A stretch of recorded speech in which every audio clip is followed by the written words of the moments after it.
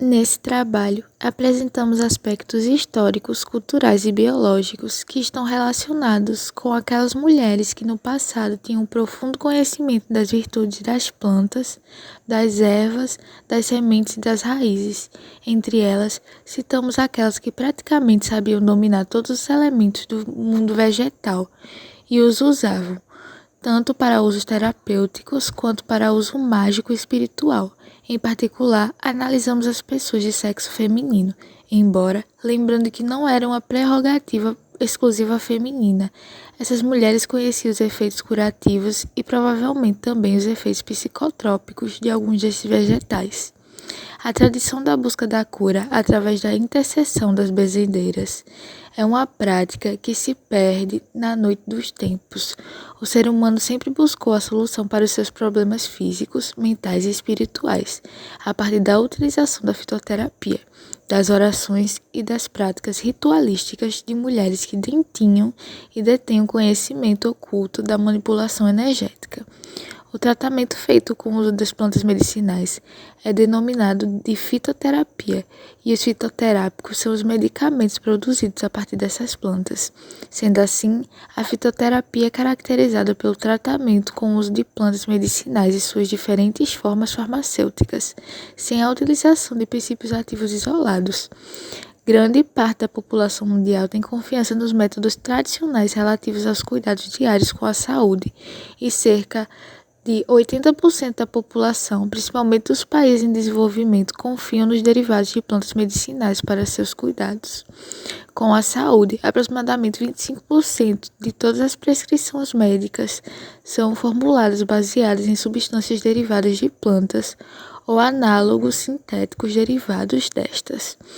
Diante desse contexto, através do histórico do uso da fitoterapia, destaca-se a importância do conhecimento popular e a necessidade de um envolvimento científico para a melhor aplicabilidade e uso das plantas medicinais e da biodiversidade. As plantas medicinais podem ser preparadas utilizando-se de diversas formas. Cataplasmas, que é a preparação de uma espécie de pomada para uso externo ou de uso tópico. Decocção, que é a fervura para a dissolução das substâncias através de ação prolongada da água ou calor. A inalação, que é a combinação de vapor da água com substâncias voláteis das plantas aromáticas.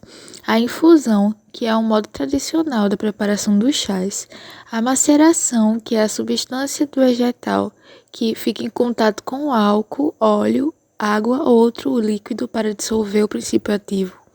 Sumos ou sucos espremidos em panos, triturados em liquidificador ou pilão, podendo ser adicionado água ou não.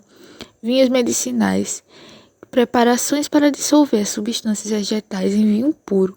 Poções, que são soluções onde são agregados xaropes, tinturas, extratos ou outros ingredientes. Torrefação, que se utiliza o fogo para retirar a água e modificar algumas propriedades da planta.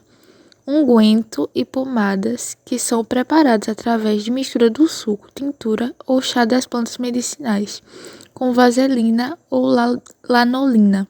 Xarope, preparações dissolvendo-se a substância da planta em açúcar e água aquecidos, obtendo-se o ponto de fio.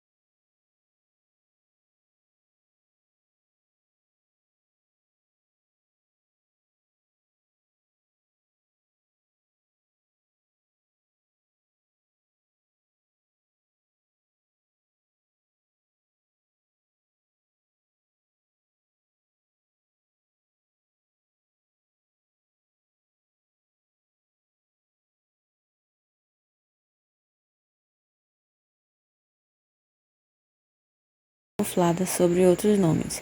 No Brasil, foi rebatizada como curandeira, rezadeira, benzedeira e parteira. Essas mulheres que aplacam enfermidades, mitigam a morte e trazem vida ao seu entorno, ainda podem ser encontradas nas comunidades menos providas de recursos materiais. Esse estudo sobre as benzedeiras reflete nosso questionamento acerca da preservação da memória cultural. Correm o risco de perderem seu referencial cultural, oprimindo o que está pela realidade que nos cerca.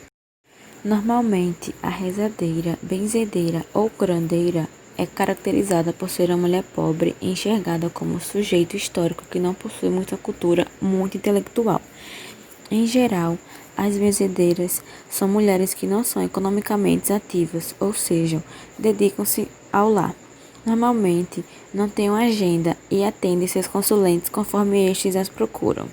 Embora haja rituais de origem ameríndia e africanas, o que predomina na benzedura é o apelo aos santos católicos, ainda que rebatizados com nomes de entidades outras, aos que a tradição popular atribui poderes divinos de cura, além de remédios populares como as garrafadas e os chás. Além dos banhos de ervas, a varanda, o jardim e o quintal são os espaços da casa onde costumeiramente as benzedeiras realizam seu trabalho, que é também de onde recolhem as folhas e os ramos das plantas que serão utilizados nos rituais de cura. Independentemente da religião que praticam, cujas influências estendem a seus rituais, a importância destas mulheres em suas comunidades é inconsistente. Segundo Andrade e Correia, ainda que o sistema público de atenção à saúde seja um importante e permanente aliado na prevenção e cura de enfermidades, a população brasileira, sobretudo a de camadas de baixa renda, continua fazendo uso de outras opções terapêuticas, tornando vivo o pluralismo médico no país. É de conhecimento de leigos e estudiosos que os grupos sociais mais carentes, mas não apenas eles, recorrem a práticas de curas populares, através de rezadores católicos, parteiras, raizeiros, pais e mães de santo, médios espíritas, pajés e xamãs, dentre outros terapeutas. Igualmente, junto a estas curandeiras, existe toda uma rede de apoios e de entidades, as quais garante a inserção social destas práticas de cura, tais como centros espíritas, igrejas pentecostais, grupos esotéricos e de oração, terreiros de candomblé e umbanda, dentre outros de nossas tradições locais. No que concerne a estas práticas, tamanha é a importância da prevenção da memória da praxis inerente a cada uma que o Ministério da Saúde fixou duas políticas nacionais voltadas para a prática popular da saúde pública. A Política Nacional de Medicina Natural e Práticas Complementares e a Política Nacional de Práticas Integrativas, como afirma Andrade Correia. Assim sendo, o Ministério da Saúde, após um longo processo de reuniões técnicas e fóruns de saúde, decidiu então apoiar as seguintes práticas complementares: medicina tradicional chinesa, acupuntura, homeopatia, fitoterapia, plantas medicinais e antroposofia. Um dos objetivos desta política elege o cuidado humanizado e integral de natureza continuada no âmbito da atenção básica. Como é realizado o benzimento? A palavra é um meio utilizado para que a cura atinja o consulente. A confiança da benzedeira em si mesma e a confiança nela depositada pelos que buscam como forma de encontrar nela alívio para suas penas são fundamentais para que a magia funcione como se espera. Além do ritual de reza com o galho viçoso de pinhão, alecrim, guinê, por exemplo, a benzedeira unge o corpo da pessoa que busca sua ajuda para si mesma, para outrem, para animal ou para uma planta de forma repetitiva e reiterando palavras memorizadas, mas não por isso seguindo um padrão único ou ditas na efervescência do momento. A atenção volta-se para o que é dito. Cada benzedeira tem sua forma particular de realizar rituais, sua maneira singular de benzer. Normalmente, no início das benzeduras, para abrir o ritual, é comum utilizar-se de rezas estipuladas pela liturgia católica, como o Credo, o Pai Nosso e o Ave Maria, depois que os presentes se persignam. Mas, a depender da benzedeira, na oração podem entrar também tanto os santos como os orixás, caboclos ou índios, ou todos juntos. Trabalho de pesquisa em etnobotânica. A pesquisa em etnobotânica baseia-se em dois pontos principais: a coleta das plantas e a coleta de informações sobre o uso destas plantas. Quanto mais detalhadas forem as informações, maior é a chance de pesquisa oferecer subsídios interessantes para avaliar a eficácia e a segurança do uso das plantas para diversos fins. Nos relatos feitos pela benzedeira em Juriena, durante a pesquisa de Márcia Regina Antunes Maciel, em 2006, a aplicação terapêutica das plantas na cura de vários tipos de doenças do corpo ou do espírito é evidente e demonstra, assim, uma estreita ligação entre os seres humanos e as plantas nativas exóticas. O estudo de Garlett e Young, em 2001, observaram que algumas plantas são apontadas pelas mulheres trabalhadoras rurais de Cruz Alta e Rio Grande do Sul como poderes sobrenaturais, que citam Guiné para mal-olhado e Magerona e maçã contra outras coisas negativas. Ainda dentro desse universo mágico-religioso, Gunniver, em 2002, descreve o uso de diversas plantas na preparação de cerimoniais espirituais, usadas sobre a formação de banhos, como a aroeira, alfavaca, alecrim e ângico. Estas plantas são também apontadas para processos de cura do corpo e entram em preparo de chás medicinais. Em Jurena, locais dessa pesquisa, em Jurena foram relatadas 87 etnoespécies distribuídas entre 30 famílias botânicas, total do qual 50 espécies foram apontadas pelas benzedeiras como medicinais. As plantas utilizadas em tratamentos de doenças como verminose, corrimento vaginal, gastrite, malária, câncer, tosse e diarreia, etc., também possuem importância místico-cultural, protegendo as pessoas contra mal-olhado e sendo usada também em banhos de descarrego. Foram entrevistadas 84 mulheres com médias de idade de 51 e 32 anos. Das entrevistadas, 94% fazem uso de algum tipo de planta medicinal, semelhante ao estudo de Petrie e Roman Jr., em 2012, realizado em 3 passos, no qual 98% dos entrevistados utilizam plantas medicinais fisioterapêuticos para tratar de alguma doença. Além disso, 56% das mulheres entrevistadas que usam plantas relataram utilizar algum tipo de planta medicinal no chimarrão, entre quais foram citadas matriacária, recutita, camomila e cidro, erva doce, hortelã-pimenta, entre outras. Este resultado foi semelhante ao encontrado por Batiste, sendo nesse as plantas adicionais ao chimarrão.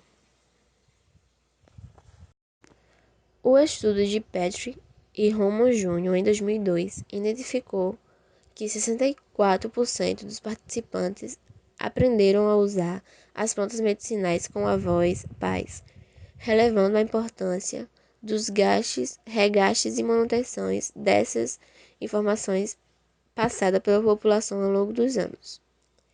Assim, torna-se importante o regaste do uso do conhecimento tradicional das plantas, tanto quanto o uso científico, para o desenvolvimento de fármacos, evidenciados a importância de estudo da área das plantas medicinais, com o intuito de aproximar o saber popular do saber científico, oferecendo à população segurança e eficácia quanto ao uso destas terapias.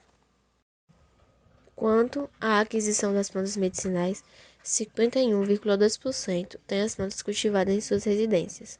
Resultados semelhantes foram observados por Carvalho em 2013, os quais sugerem uma rica herança cultural local sobre as plantas medicinais, já que a transmissão do conhecimento é feita pela própria comunidade, com os pais, avós e vizinhos. Além disso, muitas pessoas optam por usar plantas medicinais por falta de acesso e dificuldade ao atendimento do serviço da saúde, ou até mesmo por falta de recursos para adquirir os medicamentos. Quanto à identificação botânica, foram citadas 70 espécies distintas, totalizando 322 plantas medicinais.